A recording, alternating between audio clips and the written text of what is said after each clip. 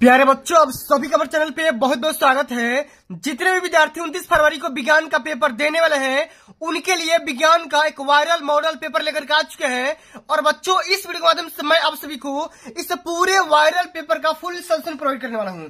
साथ ही दोस्तों, मैं आप सभी को यही बताने वाला हूं कि 29 फरवरी के पेपर में विज्ञान की कॉपी कैसे लिखना है और कापियां लिखते समय किन किन बातों को ध्यान में रखना है और कापियों को लिखते समय कौन सी गलतियां नहीं करना है।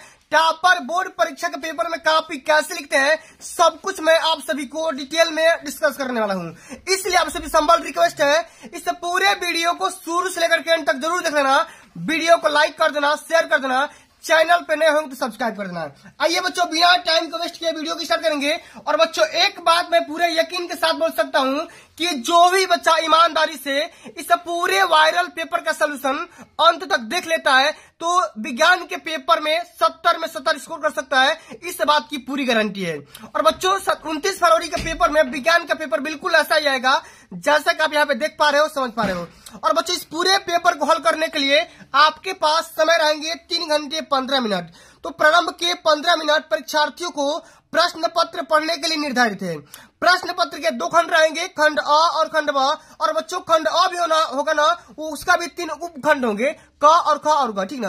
और बच्चों, जो भी आपका खंड अ रहने वाला है, इसमें 20 बहुविकल्पी प्रश्न पूछे जाएंगे जो कि फिजिक्स, केमिस्ट्री और बायो से रहने वाला है। और जो भी आपका खंड ब रहने वाला है वो 50 नंबर का रहने वाला है। तो मैं बच्चों आप सभी को खंड अ भी बताऊंगा, साथ में खंड ब भी बताऊंगा, ठीक ना। आइए बच्चों, सबसे पहले हम यहाँ पे खंड अ के सारे प्रश्नों को हल करते हैं। उसके बाद मैं आपको खंड ब के सारे प्रश्नों को मैं डिटेल में डिस्कस करके पूरा सलूशन के साथ बताने वाला हूं, ठीक ना।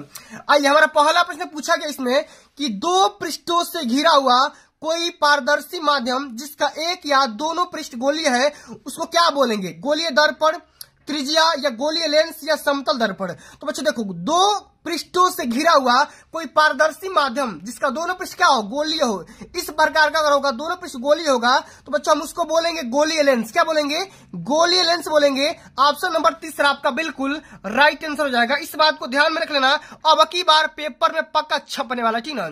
अब चलो, अगला हमारा क्वेश्चन पूछा गया है कि दंत विशेषज्ञ मरीजों के दांतों का बड़ा प्रतिबिंब देखने के लिए किस दर्पण का उपयोग किया जाता है? अवतल दर्पण, समतल दर्पण या उत्तल दर्पण या सभी? तो बच्चों देखो, यहाँ पे दंत विशेषज्ञ मरीजों को यहाँ पे दांतों का बड़ा प्रतिबिंब बनाने के लिए हम यहाँ पे अवतल दर्पण का इस्तेमाल करेंगे। ऑप्शन नंबर आपका पहला बिल्कुल राइट आंसर हो जाएगा। इस बात को भी ध्यान में रख लेना, पेपर में ऑलरेडी कई बार पूछा जा चुका है, ठीक ना। अब चलो, अगला हमारा क्वेश्चन क्या पूछा गया है कि किसी उत्तल लेंस के सामने 2f तथा अनंत के बीच कोई बिंब या वस्तु रखी जाती है तो उसका प्रतिबिंब कहां पर बनेगा, ठीक ना। बताना है कि वास्तविक, उल्टा और छोटा बनेगा, वास्तविक, उल्टा और बड़ा बनेगा, आभासी, उल्टा और बड़ा बनेगा या आभासी, सीधा और बड़ा बनेगा। तो बच्चों कहां पर रखना है आपको? 2f और अनंत के बीच में रखना है। तो कंडीशन आपको पता होना चाहिए कि जब भी किसी भी हम वस्तु को उत्तल लेंस के सामने 2f और अनंत के बीच में रखेंगे तो उसका जो भी इमेज बनेगा, क्या बनेगा भैया? वास्तविक बनेगा, रियल इमेज बनेगा, साथ में अपोजिट यानी उल्टा बनेगा और वस्तु से छोटा बनेगा। ऑप्शन नंबर पहला बिल्कुल राइट आंसर हो जाएगा, ठीक ना। अब चलो, अगला हमारा क्वेश्चन क्या पूछा गया है कि मानव नेत्र अभिनेत्र लेंस की फोकस दूरी को समायोजित करके विभिन्न दूरियों पर रखी वस्तुओं को फोकसित कर सकता है। ऐसा हो पाने का कारण क्या है? जरा दृष्टि दोष, या यहाँ पे देखो पूछा गया है कि समंजन क्षमता या निकट दृष्टि दोष या दीर्घ दृष्टि दोष। तो बच्चों हम यहाँ पे समंजन क्षमता का आधार पर हम फोकस को माइनस कर सकते हैं, कम बेसी कर सकते हैं, कम या ज्यादा कर सकते हैं। इस बात को ध्यान में रख लेना, कई बार पेपर में ऑलरेडी पूछा जा चुका है। अगला हमारा क्वेश्चन क्या बच्चों की, यहाँ पे देखो कॉलम ए को कॉलम बी से डिनोट करना है। और यहाँ पे देखो कॉलम जो एसआई मात्रक में इसमें बताना है, ठीक ना, कि विद्युत विभवांतर का मात्रक क्या होगा, विद्युत धारा का मात्रक क्या होगा, विद्युत शक्ति का मात्रक क्या होगा और प्रतिरोध का मात्रक क्या होगा। इसमें सबका मात्रक लिखा गया है और आपको मिलान करके इस 4 ऑप्शन में सही बताना है। तो बच्चा आप सभी को पता होगा कि वोल्टेज का मात्रक क्या होता है? वोल्टेज। विद्युत विभवांतर का मात्रक क्या होता है बच्चों? ये हो जाएगा वोल्ट हो जाएगा। ऑप्शन नंबर यहाँ पे देखो पहला जो होगा ना, ये चौथा से मैच करेगा इस प्रकार से। इसी प्रकार से देखो विद्युत धारा जो होगा, धारा का मात्रक क्या होता है भैया? करंट। करंट का मात्रक क्या होता है? एम्पियर होता है, ये पहला से मैच कर लेगा। इसी प्रकार से शक्ति का मात्रक होता है बच्चों, यहाँ पे वाट होता है। पीक बराबर क्या होता है? W/T होता है। और प्रतिरोध का मात्रक क्या होता है बच्चों? ओम होता है। प्रतिरोध का मात्रक क्या हो जाएगा? ओम हो जाएगा। अब देखो आपको बनाना है भाई कि कौन सा ऑप्शन यहाँ पे सही होगा। तो विद्युत धारा यहाँ पे देखो पहला का यहाँ पे चौथा, तो पहला का चौथा कौन दिया भाई? पहला का चौथा ये भी दिया है, ये भी दिया है, और दूसरा का क्या दिया है, दूसरा का पहला, तो दूसरा का पहला ये नहीं दिया है, इसमें दिया है, तो ऑप्शन नंबर आपका चौथा ही राइट आंसर हो जाएगा। ऑप्शन नंबर चौथा इसका बिल्कुल राइट आंसर हो जाएगा। बच्चों वीडियो को अंत तक देखना, 70 में 70 स्कोर करना है। तो मैं पूरे यकीन के साथ बोल सकता हूं कि जो भी बच्चा ईमानदारी से इस पूरे सेशन को देखता है ना, तो भाई 70 में 68 नंबर तो स्कोर कर ही सकता है, इस बात की पूरी गारंटी है। अब चलो अगला हमारा क्वेश्चन क्या पूछा गया कि दो चालक तार जिनके पदार्थ लंबाई तथा व्यास समान है, किसी विद्युत परिपथ में पहले श्रेणी क्रम में और फिर पार्श्व क्रम में संयोजित किया जाए, श्रेणी क्रम तथा पार्श्व क्रम संयोजन में उत्पन्न ऊष्माओं का अनुपात कितना होगा। तो बच्चों जो H1/H2 का जो अनुपात होगा, H1/H2 का जो भी अनुपात होगा वो हो जाएगा 1:4। क्या हो जाएगा बच्चों, 1:4 का अनुपात हो जाएगा। इस बात को ध्यान में रख लेना, कई बार पेपर में आ चुका है। आगे देख लेते हैं कि किसी विद्युत धारावाही सीधी लंबी परिनालिका के भीतर चुंबकीय क्षेत्र का मान कितना होता है। तो बच्चों यहाँ बताना है कि चुंबकीय क्षेत्र का मान कितना होगा, 0 होगा, कि इसके सिरों की ओर जाने पर घटता है, इसके सिरों की ओर आने पर घटता है, या सभी बिंदुओं पर समान रहता है। तो बच्चों ये बताना है कि किसी विद्युत धारावाही सीधी लंबी परिनालिका के भीतर चुंबकीय क्षेत्र का, मैग्नेटिक फील्ड का जो मान होगा ना बच्चों, वो सभी बिंदुओं पर समान रहता है। ऑप्शन नंबर आपका डी बिल्कुल राइट आंसर हो जाएगा।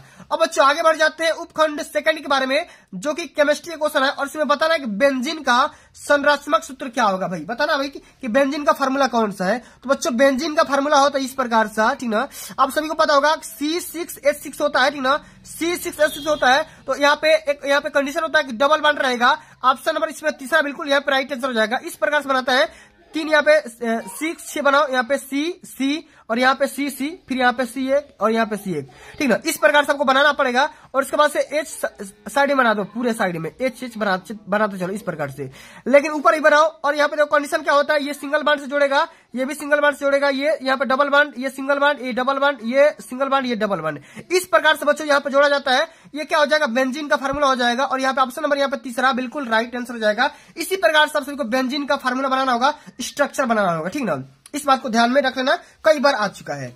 अब बच्चों आगे बढ़ जाते हैं। अगला हमारा क्वेश्चन क्या पूछा गया है कि निम्नलिखित में से सजातीय श्रेणी कौन सा है। सजातीय श्रेणी बच्चों यहाँ पे बात करेंगे C4, CH4 और C2H6।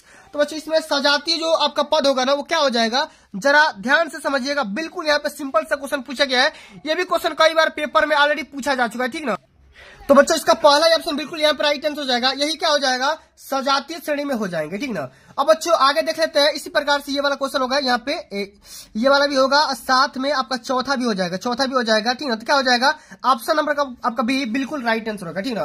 पहला एक हो जाएगा, एक चौथा हो जाएगा, ठीक ना। अब चलो बच्चों अगला हमारा क्वेश्चन क्या पूछा गया है कि भूमि की भूपरपट्टी में प्राकृतिक रूप से पाए जाने वाले तत्वों या यौगिकों को क्या कहते हैं। तो बच्चों भूमि की यहाँ पे पूछा गया है कि पृथ्वी की भूपरपट्टी में प्राकृतिक रूप से पाए जाने वाले तत्वों को हम क्या बोलेंगे बच्चों, हम यहाँ बोलेंगे खनिज। क्या बोलेंगे, खनिज बोलते हैं। ऑप्शन नंबर आपका तीसरा बिल्कुल यहाँ पे करेक्ट आंसर होगा। आगे देख लेते हैं कि दांतों का क्षय कब आरंभ हो जाता है, कब शुरू हो जाता है। तो जब उसका पीएच मान 5.5 से कम हो जाता है, तब दांतों का क्षय होना स्टार्ट हो जाता है। ऑप्शन नंबर आपका बिल्कुल यहाँ पे सेकंड ऑप्शन बिल्कुल राइट आंसर होगा। अब बच्चों अगला हमारा क्वेश्चन क्या दिया है, अभिकथन। यहाँ पे एक स्टेटमेंट दिया गया है और बताना है कि जिंक सल्फ्यूरिक अम्ल के साथ अभिक्रिया करके जिंक सल्फेट तथा हाइड्रोजन गैस बनाता है। यह एक विस्थापन अभिक्रिया है। बताना है यहाँ पे, देखो कथन बताना है कि जिंक ऑक्सीजन के साथ अभिक्रिया करके जिंक ऑक्साइड बनाता है। अब बच्चों बताना है कि भैया दोनों अभिकथन पहला और दूसरा, ठीक ना, दोनों अभिकथन पहला तथा तर्क दूसरा सही है, तथा तर्क दूसरा अभिकथन है तथा सही स्पष्टीकरण है। तो बच्चों इसका जो यहाँ पे राइट आंसर होगा क्या हो जाएगा, ऑप्शन नंबर इसमें सेकंड इसका बिल्कुल यहाँ पे राइट आंसर होगा। क्या हो जाएगा, अभिकथन पहला तथा तर्क दूसरा दोनों सही है, परंतु तर्क अभिकथन का स्पष्टीकरण नहीं है। यहाँ पे क्या हो जाएगा, सेकंड ऑप्शन राइट आंसर हो जाएगा, ठीक ना। अब चलो आगे देख लेते हैं। अगला हमारा क्वेश्चन क्या है कि सोडियम हाइड्रोक्साइड यहाँ पे रिएक्शन कर रहा है इसके साथ, और यहाँ पे क्या होना चाहिए कि यहाँ पे ये बनेगा और साथ में ये बनेगा, ठीक ना। तो बच्चों इसका जो राइट आंसर होगा ऑप्शन नंबर का बिल्कुल यहाँ पे क्या हो जाएगा, बी बिल्कुल करेक्ट आंसर हो जाएगा, ठीक ना। क्या होगा यहाँ पे, सी बस छूट जाएगा, ठीक ना। चलिए आगे देख लेते हैं। अगला हमारा क्वेश्चन यहाँ पे समझ सकते हैं क्या पूछा गया है।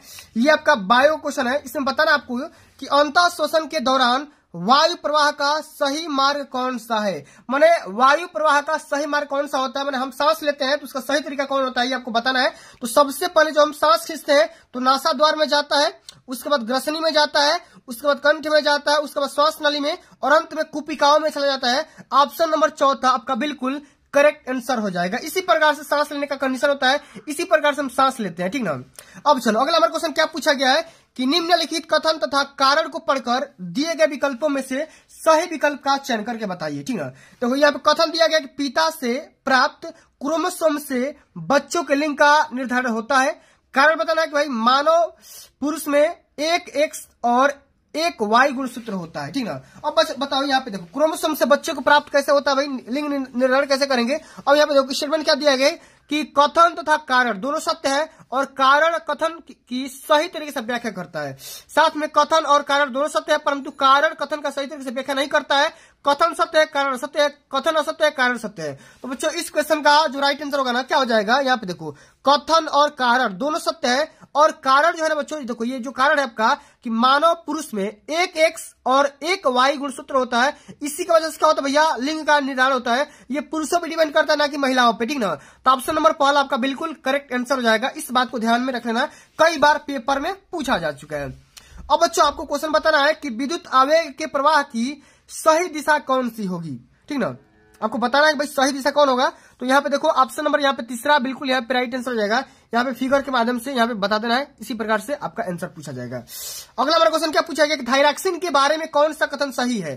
थायरॉक्सिन के बारे में कौन सा कथन सही है आपको बताना है कि थायरॉक्सिन के संश्लेषण के लिए लौह एक्स आवश्यक होता है।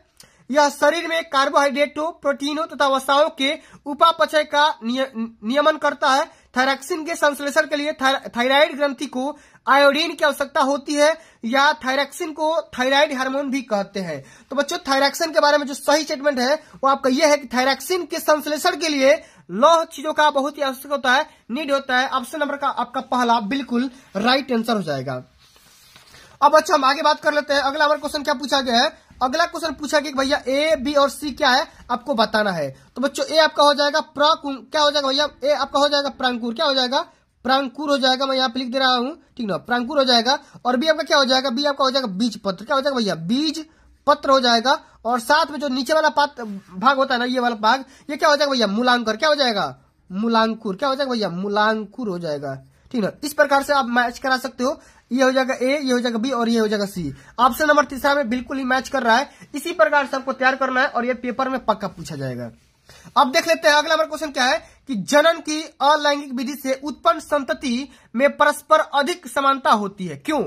पता ना भाई कि अलैंगिक जनन में ही केवल एक जनक भाग लेता है, अलैंगिक जनन में युग्मक शामिल नहीं होते हैं, या अलैंगिक जनन लैंगिक जनन से पहले होता है, या अलैंगिक जनन लैंगिक जनन के बाद होता है। तो बच्चों बताना भैया कि इस क्वेश्चन का राइट आंसर क्या होगा। तो बच्चों यहाँ पे देखो दो ऑप्शन सही है। यहाँ पे देखो पहला ऑप्शन है कि अलैंगिक जनन में केवल एक जनक भाग होता है, ये भी सही है। और साथ में जो आपका दूसरा है अलैंगिक जनन में युग्मक शामिल नहीं होते हैं, इस बात को ध्यान में रख लेना भाई, एक ही चीज पे डिपेंड रहता है। दोनों ऑप्शन यहाँ पे क्या हो जाएगा बिल्कुल राइट आंसर हो जाएगा। ऑप्शन नंबर आपका पहला बिल्कुल करेक्ट आंसर होगा। अब चलो अगला हमारा क्वेश्चन क्या दिया है कि एक आहार श्रृंखला में तीसरे पोषी स्तर पर हमेशा कौन होता है, मांसाहारी प्राणी, शाकाहारी प्राणी, अपघटक या उत्पादक। तो एक आहार श्रृंखला में तीसरे पोषी स्तर पर हमेशा कौन होता है भैया, मांसाहारी प्राणी होता है। ऑप्शन नंबर पहला आपका बिल्कुल यहाँ पे राइट आंसर हो जाएगा। अब चलिए बच्चों हम आगे बात कर लेते हैं, खंड ब के सारे प्रश्नों को हल करेंगे, ठीक ना। सारे प्रश्नों को हल करेंगे भैया, एक भी प्रश्न को छोड़ेंगे नहीं, ठीक ना। आराम से हल करना भैया, परेशान मत होना, ठीक ना। पूरा मैं क्वेश्चन का जवाब देने वाला हूं, एक भी मैं क्वेश्चन को छोड़ूंगा नहीं। और ये वीडियो देखने के बाद आप सभी का 70 में 70 पक्का हो जाएगा, इस बात की मैं पूरी गारंटी ले सकता हूं, ठीक ना। एक भी बच्चों का एक भी नंबर ना कटेगा, ठीक ना। लेकिन पूरा पेपर का सोल्यूशन आपको देखना पड़ेगा। आइए सबसे पहला क्वेश्चन क्या पूछा गया है कि दृष्टि दोष किसे कहते हैं और यह कितने प्रकार की होती है, ठीक ना। क्वेश्चन ये बच्चों ये 2 नंबर का पूछा गया है कि भैया सबसे पहले बताना है कि दृष्टि दोष किसे कहते हैं और यह कितने प्रकार की होती है। आइए बच्चों सबसे पहले समझते भाई कि कैसे पेपर में कॉपी को लिखेंगे और कैसे रिप्रेजेंट करेंगे, ठीक ना। सबसे पहले यहाँ पे देखो खंड ब, यहाँ पे वर्णनात्मक प्रश्न लिख देना और उसके बाद यहाँ पे क्या लिखना, प्रश्नोत्तर संख्या पहला। और इसमें हम पहला क्वेश्चन हम हल करेंगे। इसमें लिखेंगे कि जब नेत्र में प्रतिबिंब रेटिना के आगे या पीछे बनता है तब वस्तु स्पष्ट नजर नहीं आती। यह स्थिति तब उत्पन्न होती है जब नेत्र की संवेदन क्षमता प्रतिबिंब को रेटिना पर बनने के लिए कम हो जाती है या पूर्णतः समाप्त हो जाती है। इसे हम क्या बोलेंगे? दृष्टि दोष बोलेंगे। ठीक है, क्या बोलेंगे भैया? दृष्टि दोष बोलेंगे। और यह 3 प्रकार की होती है। कितने प्रकार की? यह 3 प्रकार क्या होता है? सबसे पहला होता है बच्चा निकट दृष्टि दोष, दूर दृष्टि दोष और जरा दृष्टि दोष। ये 3 प्रकार का दोष होते हैं जो कि नेत्र में हमेशा होते रहते हैं और ये जन्मांत भी होते रहते हैं। ठीक ना? निकट दृष्टि दोष, साथ में दूर दृष्टि दोष और जरा दृष्टि दोष, इस तीनों को याद रखना है और पेपर में जाकर के सिस्टम को हैंग कर देना है। ठीक ना? चलिए अगला हमारा क्वेश्चन क्या पूछा गया बच्चा? अगला क्वेश्चन हमारा ये पूछा गया है कि हमें आकाश में इंद्रधनुष केवल वर्षा के पश्चात ही क्यों दिखाई देता है? इसका रीजन बताना है। ठीक है, तो इसका रीजन कैसे लिखेंगे? इसमें आपको लिखना पड़ेगा कि भाई वर्षा के बाद वातावरण में मौजूद वर्षा बूंदे एक प्रिज्म के रूप में काम करती है। जिस प्रकार प्रिज्म में से प्रकाश गुजरता है तो वह 7 रंगों में टूट जाता है, उसी प्रकार जब बारिश पड़ती है तो सूर्य की किरणें 7 रंगों में टूट जाता है। इसलिए बारिश के बाद इंद्रधनुष दिखाई पड़ता है। इसी तरह से आप सभी को पेपर में कॉपी को रिप्रेजेंट करना है और लिखना है और अच्छे से लिखना है। ठीक ना? तो अभी जाकर भैया पूरे नंबर मिलेंगे और एक भी नंबर ना कटेगा। अब चलिए बच्चों आगे हम बात कर लेते हैं। अगला हमारा क्वेश्चन क्या दिया है? दूसरा नंबर क्वेश्चन है कि उत्तल लेंस को अभिसारी लेंस क्यों कहा जाता है? बताना भाई कि उत्तल लेंस को अभिसारी लेंस क्यों कहा जाता है, इसके बारे में बताना है। तो कैसे हल करेंगे जरा ध्यान दीजिए। इसमें लिखना है कि उत्तल लेंस प्रकाश की समांतर किरणों को एक बिंदु पर अभिसरित करता है, इसलिए उत्तल लेंस को अभिसारी लेंस कहा जाता है। ठीक ना? क्या बोलेंगे? उत्तल लेंस प्रकाश की समांतर किरणों को एक बिंदु पर अभिसरित करता है, इसलिए क्या हो जाएगा भैया? उत्तल लेंस को अभिसारी लेंस कहा जाएगा। यहाँ पे देखो ये प्रकाश से कुछ किरणें जा रही है और लेंस को टकराने के बाद ये क्या लेंस क्या कर दिया भैया? इसको एक जगह कर दिया। क्या कर दिया? एक जगह यहाँ पे कलेक्ट कर दिया, अभिसरित कर दिया, इसीलिए इसको क्या बोलेंगे? अभिसारी लेंस बोलेंगे, अभिसारी लेंस बोला जाएगा। ठीक है, आगे समझ में आगे बढ़ जाए। चलो अगला हमारा क्वेश्चन क्या दिया है कि अवतल दर्पण तथा उत्तल दर्पण के 2 उपयोग के बारे में लिखिए या उपयोग के बारे में लिखिए। 2 नंबर का क्वेश्चन है, 2 नंबर यहां से मिलेंगे। सबसे पहले बच्चे लिखेंगे अवतल दर्पण का उपयोग, इसका यूज कहां पे होता है? सबसे पहले तो बच्चे यहाँ पे अवतल दर्पण का इस्तेमाल कहां होता है? नाई हजामत बनाने में करता है, आंख, नाक तथा कान का घाव का उपयोग इलाज में किया जाता है और ये डॉक्टर अपने लिए करते हैं भाई। और गाड़ी के हेडलाइट या सर्च लाइट में इसका यूज किया जाता है। अवतल दर्पण का उपयोग कहां किया जाएगा? सबसे पहले हजामत बनाने में, आंख के, नाक के और कान के इलाज करने में। ठीक ना? साथ में गाड़ी की हेडलाइट या सर्च लाइट में किया जाएगा। और बच्चों आगे हमारा क्वेश्चन पूछा गया था उत्तल दर्पण का उपयोग भी लिखना है। तो उत्तल दर्पण का उपयोग क्या होता है? इसका उपयोग चालक पश्च वाहनों को देखने के लिए करता है और टेलीस्कोप में इसका यूज किया जाता है। इस प्रकार से बच्चों अवतल और उत्तल दोनों दर्पण के यूज यहाँ पे लिख देना, पूरा नंबर मिलेगा भाई, एक भी नंबर ना कटेगा। ठीक है, चलो आगे बढ़ते हैं। अगला हमारा जो क्वेश्चन पूछा गया बाबू, अगला हमारा क्वेश्चन एक न्यूमेरिकल क्वेश्चन पूछा गया है और बिल्कुल सरल क्वेश्चन है। ठीक है, बहुत ही आसान सा क्वेश्चन है, जरा ध्यान से समझिएगा। इसमें क्वेश्चन क्या बोल रहा है कि किसी 4 ओम प्रतिरोधक से प्रति सेकेंड 100 जूल ऊष्मा उत्पन्न हो रही है। प्रतिरोधक के सिरों पर विभवांतर ज्ञात करना है। ठीक ना? वोल्टेज का मान ज्ञात करना भाई, वोल्टेज कितना होगा? तो सबसे पहले बच्चों यहाँ पे देखो रेजिस्टेंस यानी आर का मान दिया है और साथ में हीट यानी उष्मा का मान इसमें दिया गया है। और अब वो क्या करना है? वोल्टेज का मान बताना है और प्रति सेकंड समय भी दिया है। ठीक ना? तो बच्चों करें क्या? यहाँ पे इसी प्रकार से लिखना होगा प्रश्नोत्तर संख्या 3 और इसमें लिखेंगे कैपिटल आर यानी कि रेजिस्टेंस का मान दिया है 4 ओम, समय का मान 1 सेकेंड, एच माने ऊर्जा माने यानी कि जो भी आपका कार्य हो रहा है इसके कार्य का मात्रा कितना दिया है? 100 जूल दे रखा है। अब बच्चों करना है कि आप सभी को यहाँ पे आपको वोल्टेज का मान निकालना है। तो यहाँ पे एक फार्मूला हम जानते हैं कि H बराबर क्या होता है? V square upon R into T. V square upon R into T होता है। इस प्रकार से आपको फार्मूला रखना है और सारे डाटा को यहाँ पे कलेक्ट कर देना है और यहाँ पे पुट कर देना है। तो बच्चों देखो यहाँ पे H का मान 100 दिया है। ठीक ना? आपको V का मान तो निकालना ही है और R का मान यहाँ पे 4 दिया है। ठीक ना? उसके बाद से T का मान यहाँ पे 1 दिया है। और यहाँ पे V स्क्वायर बराबर क्या हो जाएगा? 100 गुणे ये 4 हो जाएगा, 400 हो जाएगा। और यहाँ पे जब दोनों पक्ष का रूट निकालेंगे तो 20 वोल्टेज निकल करके आ जाएगा। इसी प्रकार से छाप देना है, सिस्टम को हैंग करना है। ठीक ना? चलिए अगला हमारा क्वेश्चन क्या पूछेगा बच्चा कि 20 ओम प्रतिरोध की कोई विद्युत स्त्री 5 एम्पियर विद्युत धारा लेती है तो 30 सेकंड में उत्पन्न ऊष्मा परिकलित कीजिए। कि भाई 30 सेकंड में कितनी ऊष्मा आवश्यकता पड़ेगी उसके बारे में बताना। भाई कैसे हल करेंगे जरा भाई यहाँ पर ध्यान दीजिएगा। इसमें लिखेंगे कैपिटल आर माने कि रेजिस्टेंस का मान दिया भाई 20 ओम, फिर यहाँ पे करंट का मान 5 एम्पियर और समय का मात्रक यहाँ पे दिया भाई 30 सेकंड। तो बच्चों क्या करना है भाई? आपको यहाँ पे ऊर्जा निकालना भाई, ऊर्जा कितना व्यय हो रही है। ठीक ना? डब्ल्यू का मान निकालना है या एच का मान निकालना है। तो डब्ल्यू बराबर क्या होता है? I square R into T होता है। आई स्क्वायर आर इंटू टी होता है। तो डब्ल्यू बराबर क्या हो जाएगा भाई, आई का मान क्या भाई 5 है तो 5 का स्क्वायर गुणे 20 है तो 20, यहाँ पे 30 है तो 30 रख दो और सबका मान रख दो। यहाँ पे 1500 जूल निकल कर आ जाएगा, यानी कि 15 किलो जूल निकल करके आ जाएगा। इतनी उसमें क्या आवश्यकता पड़ेगी भाई, ठीक ना। इस प्रकार से आप सभी को हल करना होगा। ओके, अब चलो अगला हमारा क्वेश्चन इसमें पूछा गया बच्चा, जरा ध्यान से समझिएगा। चौथा नंबर क्वेश्चन क्या कह रहा है कि दो चुंबकीय क्षेत्र रेखाएं एक दूसरे को परिच्छेद क्यों नहीं करती है। भाई क्यों नहीं काटती है, इसका रीजन बताना। भाई रीजन कैसे लिखेंगे, जरा यहां पर ध्यान दीजिएगा। इसमें लिखेंगे बच्चों कि चुंबकीय सुई सदा एक ही दिशा की ओर संकेत करती है। अगर चुंबकीय रेखाएं एक दूसरे को प्रतिच्छेदित करती है तो क्षेत्र में किसी बिंदु विशेष पर दिक् सूची पर दो दिशाओं को अंकित करेगा, जो असंभव है। और यही कारण है कि दो चुंबकीय रेखाएं एक दूसरे को कभी भी प्रतिच्छेदित नहीं करती है, काटती नहीं है। इस प्रकार से बच्चों अगर आप आंसर को रिप्रेजेंट करते हो, एग्जामिनर के मुंह पे फेंकते हो आंसर, तो भैया एक भी नंबर ना कटेगा, पूरा का पूरा नंबर मिलेगा, ठीक है। अब चलो बच्चों अगला हमारा क्वेश्चन क्या पूछा गया है कि चुंबक क्षेत्र रेखाओं के गुणों के बारे में लिखिए कि चुंबकीय क्षेत्र रेखाओं का गुण क्या होता है। तो बच्चों 2 नंबर का क्वेश्चन है, 2 यहाँ पे लिख दो कि काम हो जाएगा कि वे बल रेखाएं बंद चक्र में होती है या वक्र में होती है, ठीक ना। उसके बाद से दो चुंबकीय रेखाएं परस्पर कभी नहीं काट सकती है, ठीक ना। कोई भी दो चुंबकीय रेखाएं होगी आपस में कभी नहीं टकराएगी, कभी नहीं काट सकती है। इस प्रकार से आपको यहाँ पे लिखोगे 2 नंबर यहाँ से पक्का मिल जाएगा। अब आगे हम देख लेते हैं अगला नंबर क्वेश्चन क्या दिया है कि किसी चुंबकीय क्षेत्र में स्थित विद्युत धारावाही चालक पर आरोपित बल कब अधिकतम होगा। भाई कब अधिकतम होगा उसके बारे में बताना है। कैसे लिखेंगे, जरा यहां पर ध्यान दीजिएगा कि किसी चुंबकीय क्षेत्र में स्थित विद्युत धारावाही चालक पर आरोपित बल अधिकतम तब होता है जब विद्युत धारा को दिशा चुंबकीय क्षेत्र के लंबवत रखा जाता है। क्या करेंगे भैया, 90 डिग्री पे जब थीटा का मान 90 डिग्री होगा, जब थीटा का मान भैया 90 डिग्री होगा, तब ए बराबर क्या होता है BIL साइन थीटा। और साइन थीटा माने साइन 90 का मान सबसे ज्यादा होता है। इस बात को ध्यान में रखना, ठीक ना। चलिए अब आगे बढ़ जाता है भैया। अगला हमारा क्वेश्चन क्या पूछा गया है, जरा यहां पर ध्यान दीजिएगा। इसी प्रकार से आप सभी को पेपर में कापियों को लिखना है, रिप्रेजेंट करना है।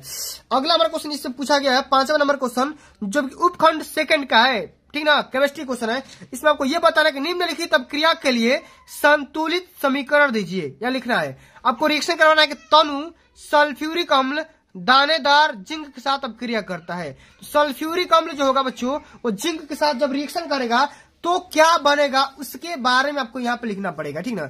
यहाँ पे देखो जिंक है जो कि सॉलिड स्टेट में पाया गया है, और यहाँ पे देखो सल्फ्यूरिक अम्ल है। जब इस दोनों को क्रिया करवाएंगे तो क्या बनेगा, जिंक सल्फेट बनेगा और साथ में हाइड्रोजन गैस बनेगी। क्या बनेगा भैया, जिंक सल्फेट बनेगा और साथ में हाइड्रोजन गैस बनेगी। इसी प्रकार से आप सभी को रिएक्शन कंप्लीट करना है और बैलेंस करना है। अगला हमारा क्वेश्चन ये पूछा गया है कि तनु हाइड्रोक्लोरिक अम्ल को मैग्नीशियम पट्टी के साथ गर्म करना है। भाई रिएक्शन करवाना है तो देखो मैग्नीशियम जो कि सॉलिड स्टेट में है, और इसे क्या करना है भाई, हाइड्रोक्लोरिक एसिड यानी कि हाइड्रोक्लोरिक अम्ल के साथ रिएक्शन कराएंगे तो क्या बनेगा, यहाँ पे मैग्नीशियम क्लोराइड बनेगा और साथ में हाइड्रोजन गैस रिलीज हो जाएगी। क्या हो जाएगी भाई, हाइड्रोजन गैस रिलीज हो जाएगी, उड़ जाएगी।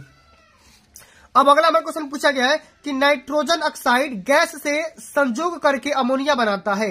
नाइट्रोजन हाइड्रोक्साइड हाइड्रोजन गैस, ठीक ना, संयोग करके अमोनिया बनाएगा। तो कैसे बनाएंगे, यहाँ पे देखो नाइट्रोजन, ये आपका नाइट्रोजन गैस है, ये हाइड्रोजन गैस है, और ये दोनों आपस में रिएक्शन करके क्या बनाएंगे भाई, अमोनिया बनाएंगे। इसी प्रकार से लिख दो, ये भी क्या है, गैस ही है, ठीक ना।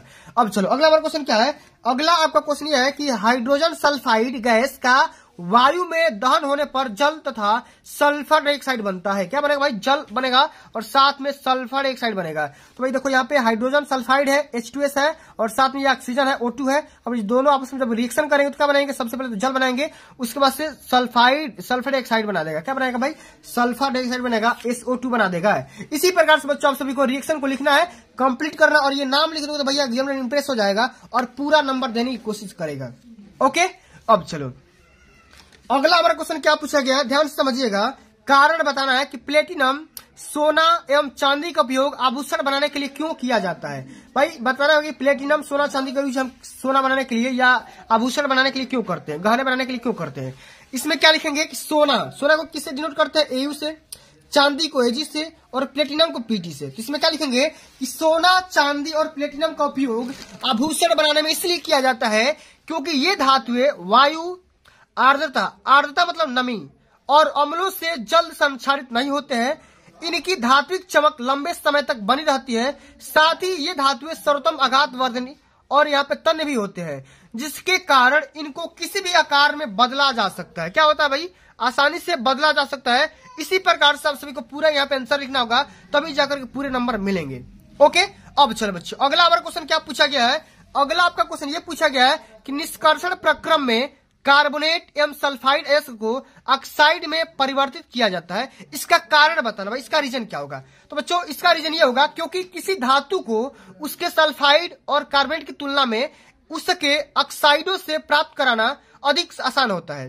इससे निष्कर्षण प्रक्रम में कार्बोनेट एवं सल्फाइड एस्को को ऑक्साइड के रूप में परिवर्तित किया जाता है। इसी प्रकार से यहाँ पे लिखेंगे तो भैया नंबर ना कटेगा और पूरा का पूरा नंबर मिलेगा। ठीक ना, आगे समझ में? चलिए आइए बच्चों, 7वां क्वेश्चन इसमें पूछा गया है कि सहसंयोजी अबंध किसे कहते हैं? सहसंयोजी अबंध के 2 लक्षण को लिखिए।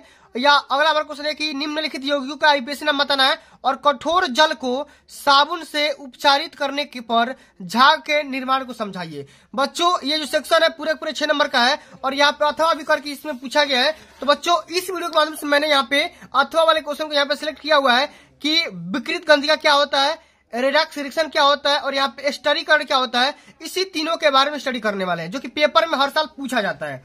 आइए बच्चों, सबसे पहले हम समझेंगे कि विकृत गंधिता क्या होता है, इसके बारे में टिप्पणी लिखते हैं। ठीक ना, समझते हैं भाई कि विकृत गंधिता क्या होता है। तो इसमें बच्चों आपको यह लिखना है कि जब वसा और तेल तथा उनमें बनाए गए खाद्य पदार्थ वायु की ऑक्सीजन से क्रिया करके ऑक्सीकृत हो जाते हैं तो उनमें से एक विशेष गंध आने लगती है तथा स्वाद भी खराब हो जाता है, इसे ही विकृत गंधिका कहा जाता है। ठीक ना, जैसे यहाँ पे बात करेंगे अचार व मुरब्बों को खुले स्थान में रखेंगे तो भैया उसमें एक अजीब प्रकार की गंध आएगी, उसी गंध को हम क्या बोलेंगे, उसी प्रक्रिया क्या बोलेंगे, विकृत गंधिका बोला जाता है। ठीक ना, इसी प्रकार से आप सभी को हल करना है, लिखना है।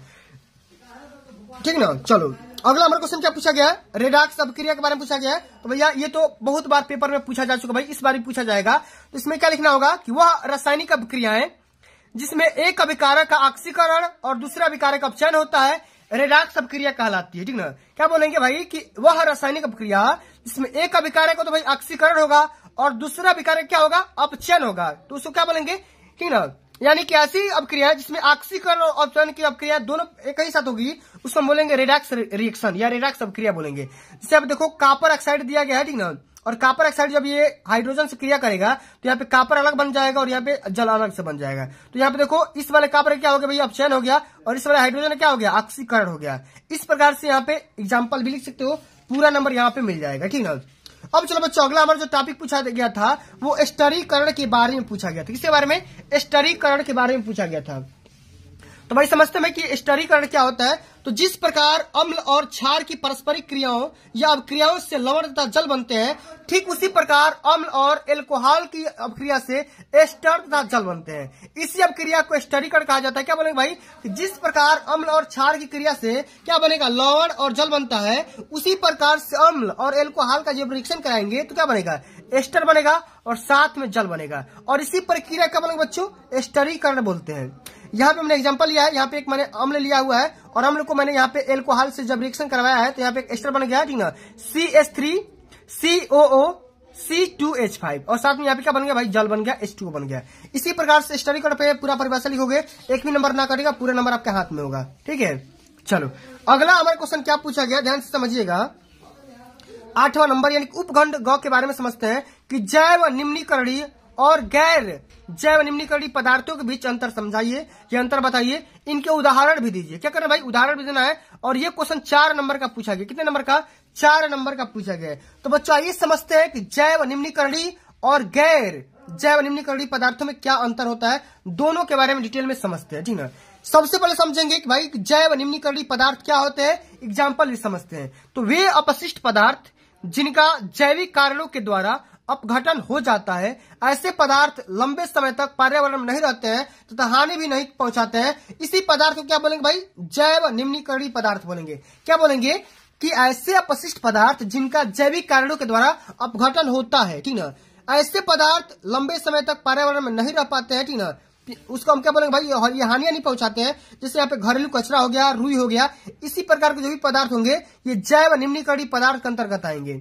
और अगला हमारा टॉपिक है गैर जैव निम्नीकरणीय पदार्थ। इसमें क्या होगा, तो ऐसे अपशिष्ट पदार्थ जिनका जैविक कारणों के द्वारा अपघटन बिल्कुल भी नहीं होता है, यह लंबे समय तक पर्यावरण में बने रहते हैं, इसको हम क्या बोलेंगे, गैर जैव निम्नीकरणीय पदार्थ। जैसे बच्चे आपका हो गया प्लास्टिक हो गया ना, झिल्ली वगैरह हो गया, पॉलिथीन वगैरह हो गया, ये आएगा गैर जैव निम्नीकरणीय पदार्थ में, क्योंकि भैया ये जल्दी से इसका कंपोस्ट नहीं बनता है, ठीक ना।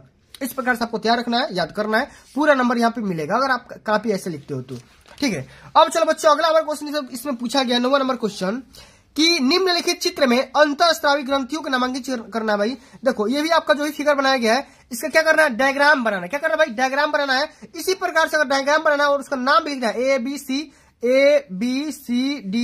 जो भी इसका नाम दिया ना, सभी का नाम लिखना है, पूरा नाम बना करके चित्रित करना है, पूरा नंबर यहाँ से मिल जाएगा। और ये क्वेश्चन 4 नंबर का पूछा गया है, ठीक ना। चलो अगला हमारा क्वेश्चन क्या पूछा गया है कि निम्नलिखित गद्यांश को पढ़कर प्रश्नों के उत्तर दीजिए। सबसे पहले बच्चों क्या करना है, इससे पूरे पैसेज को पढ़ना है और पढ़ करके हल करना है, ठीक ना। आइए पूरा पैसेज पढ़ करके समझते हैं और उसके बाद सारे प्रश्नों को हल करते हैं। यहाँ पे 2 क्वेश्चन पूछा गया है, नीचे आप यहाँ पे देख पा रहे होंगे, ठीक ना। चलिए पैसेज में क्या लिखा गया है कि इसकी व्याख्या इस तथ्य में निहित है कि मानव के सभी गुणसूत्र पूर्ण रूपेण युग्म नहीं होता है। मानव में अधिकतर गुणसूत्र माता और पिता के गुणसूत्रों के प्रतिरूप होते हैं। इनकी संख्या 22 जोड़े हैं, परंतु एक युग्म जिसे लिंग गुणसूत्र कहते हैं जो सदा पूर्ण जोड़े में नहीं होते हैं। स्त्री में गुणसूत्र का पूर्ण युग्म होता है तथा दोनों एक्स कहलाते हैं, ठीक ना। लेकिन पुरुष नर में यह जोड़ा परिपूर्ण जोड़ा होता ही नहीं है, इसमें एक गुणसूत्र सामान्य आकार का एक्स का होता है और दूसरा भाई क्या होता है, भाई छोटा होता है, जो कि वाई गुणसूत्र कहते हैं उसको। अतः स्त्रियों में एक्स और पुरुषों में एक्स वाई गुणसूत्र होते हैं। क्या हम अब एक्स और वाई का वंशानुगत पैटर्न पता कर सकते हैं, बताना भाई, ठीक ना। और इसमें आपको ये बताना है कि लिंग निर्धारण वंशानुगत कैसे होता है, ये आपको बताना भाई कि लिंग निर्धारण वंशानुगत कैसे हो सकता है, इसका आपको रीजन बताना भाई कैसे हो सकता है। और उसके बाद अगला हमारा क्वेश्चन क्या है कि मानव में बच्चे का लिंग निर्धारण कैसे होता है, इसका भी रीजन आपको बताना है, ठीक है। तो ये बच्चों एक एक प्रश्नों का हम यहाँ पे सॉल्यूशन करेंगे। इसमें सबसे पहला हमारा क्वेश्चन क्या था कि लिंग का निर्धारण वंशानुगत कैसे होगा। इसमें आपको लिखना होगा कि लिंग निर्धारण वंशानुगत संभव है, इस बात पर निर्भर करता है कि मनुष्य के सभी गुणसूत्र पूरी तरह से युग्म नहीं होते हैं। मनुष्य में अधिकांश गुणसूत्र माता तथा पिता के गुणसूत्रों के प्रतिरूप होते हैं। मानव में लिंग निर्धारण वंशानुगत आधार पर होता है, अर्थात जनक जीवों से वंशानुगत जिन ही इसके उत्तरदायी होते हैं। संतति लड़का होगा या लड़की, ये तो भैया उसके पापा पे डिपेंड करता है, उसके पिताजी पे डिपेंड करता है, ठीक है। इसी प्रकार से आपको यहाँ पे आंसर लिखना होगा, ठीक ना, तभी जाकर के भाई पूरे नंबर मिलेंगे। आगे समझ में। अब चलो अगला हमारा क्वेश्चन क्या पूछा था कि भाई मानव में बच्चे का लिंग निर्धारण कैसे होगा, इसका एक डायग्राम बना दोगे, पूरा एकदम समझ जाएंगे और पूरा नंबर यहाँ पे दे देंगे। इसी प्रकार से आप सभी को बनाना होगा, जैसे कि आप यहाँ पे देख पा रहे हो, ये एक पिता हो गया और ये एक माता हो गए। पिता के पास क्या होता है भाई, एक्स वाई होता है और माता के पास एक्स एक्स होता है, ठीक ना। वैसे मैंने यहाँ पे दोनों को डिवाइड कर दिया है, एक्स और वाई को अलग अलग, ठीक ना। अब देखो बच्चों जब ये क्या होगा, जब यहाँ पे देखो एक्स और वाई, ये क्या है भाई, एक्स और ये एक्स है, ठीक ना। ये है एक्स एक्स और ये है एक्स वाई, ठीक ना। ये देखो ये एक्स और ये एक्स, ठीक, ये आपस में जब मिलेंगे तो क्या होगा भाई, ये जब आपस में मिलेंगे एक्स और एक्स तो क्या होगा, ये मादा होगा। और साथ में देखो ये वाई, ये क्या होगा भाई, ये वाई और ये एक्स मिलकर क्या होगा, नर बनाएंगे, ठीक ना, नर बनाएंगे, पुरुष बनाएंगे। इसी प्रकार से ये एक्स और ये एक्स आपस में मिलकर क्या बनाएंगे भाई, मादा बनाएंगे। और इसी प्रकार से ये एक्स और ये वाई आपस में जुड़कर क्या बनाएंगे भाई, नर बनाएंगे। इसी प्रकार सबसे कोई डायग्राम बनाना होगा, तभी जाकर पूरे नंबर मिलेंगे। ओके, अब चलो अगला हमारा क्वेश्चन क्या दिया है, जरा ध्यान से समझिएगा। यहाँ पे बहुत ही सिंपल सा क्वेश्चन है और पेपर में 6 नंबर का पूछा गया है। आइए समझते हैं। क्वेश्चन आपका ये बोल रहा है कि मानव आहार नाल का आरेख बनाइए तथा उसमें निम्नलिखित भागों को नामांकित कीजिए, मुख, ग्रसिका, आमाशय तथा छोटी हद। तो भैया सबसे पहले तो आपको इसका फिगर बनाना होगा आहार नाल का, इसी प्रकार बनाना होगा जिसका आप यहाँ पे देख पा रहे हो, ठीक ना। उसके बाद यहाँ पे बनाना होगा भाई कि सबका फिगर बनाना होगा, या ये बना सकते हो कि स्त्री केसर का स्वच्छ एवं नामांकित आरेख बनाइए और उसमें पराग नली की वृद्धि और बीजांड में उसके प्रवेश करते हुए दिखाइए, ठीक ना। ये भी क्वेश्चन 6 नंबर का है। तो बच्चों हम यहाँ पे हल करेंगे इसके बारे में कि मानव आहार नाल का आरेख बनाना है और इसमें निम्न भागों के बारे में वर्णन करना होगा। तो ये बच्चों फिगर तो बना ही सकते, कोई दिक्कत की बात नहीं है। मैं आपको बता दे रहा हूँ कि भाई क्या होता है आहार नाल पाचन क्या होता है। तो इसमें लिखेंगे प्रश्नोत्तर संख्या 11। इसमें क्या लिखना है, संयुक्त अघुलनशील भोज्य कणों का सरल अघुलनशील व अवशोषण योग्य परिवर्तन होना ही पाचन कहलाता है। क्या बोलेंगे कि संयुक्त अघुलनशील भोज्य कणों का सरल घुलनशील व अवशोषण योग्य परिवर्तन होना ही क्या होता है भाई, पाचन कहलाता है। इसमें को बताना भाई मुख क्या होता है, ये मुख गुहा के बारे में लिखना था। तो मुख द्वारा भोजन को ग्रहण करते हैं। मुख में लार नामक ग्रंथि पाया जाता है, जिसमें निकलने वाले लार भोजन को निकलने में सहायता प्रदान करते हैं। भोजन को निकलने में क्या करते हैं भाई, हेल्प करते हैं, ठीक ना। मुख से क्या करते हैं भाई, खाना हम खाते हैं और इसी के माध्यम से खाना आपके बॉडी में अंदर जाता है। अगला बार ग्रसिका के बारे में लिखेंगे। इसमें क्या होगा कि निगल द्वार से भोजन ग्रसिका में जाता है। इसमें भोजन का पाचन नहीं होता है और ग्रास नली में भोजन अमाशय में पहुंच जाता है। ग्रास नली से क्या होगा बच्चों, कहाँ जाएगा भोजन, आप सभी को अमाशय में चला जाएगा। और अमाशय के बारे में क्या लिखेंगे, अमाशय में भोजन का पाचन आता है या होता है। इसमें जठर ग्रंथि पाई जाती है, इससे जठर रस का श्रवण होता है या जठर रस निकलता है। इस प्रकार से लिखना होगा। और अंत में बच्चों आप सभी को लिखना था छोटी आंत के बारे में। छोटी आंत के बारे में लिखना था। तो अमाशय से भोजन गृहिणी में पहुंचता है, गृहिणी से क्षुद्रांत में जाता है और छोटी आंत में भोजन का अत्यधिक पाचन होता है तथा अवशोषण जल तथा भोजन ही बचते रहते हैं। इस प्रकार से बच्चों आप सभी को बोर्ड परीक्षा के पेपर में कॉपी को लिखना है। और मैंने आप सभी को पूरा मैंने बहुविकल्पी बता दिया और साथ में पूरा प्रश्नों का यहाँ पे एनालिसिस भी करवा दिया, पूरा मैंने सोल्यूशन भी अपलोड कर दिया, ठीक है। तो फिर बच्चों अगर ये वीडियो आप सभी को अच्छी लगी होगी, हेल्पफुल लगी होगी, तो वीडियो को लाइक कर देना, शेयर कर देना, चैनल पर नए हो तो सब्सक्राइब कर देना। जल्द मिलते हैं अगली वीडियो में, तब तक के लिए जय हिंद, जय भारत, वंदे मातरम।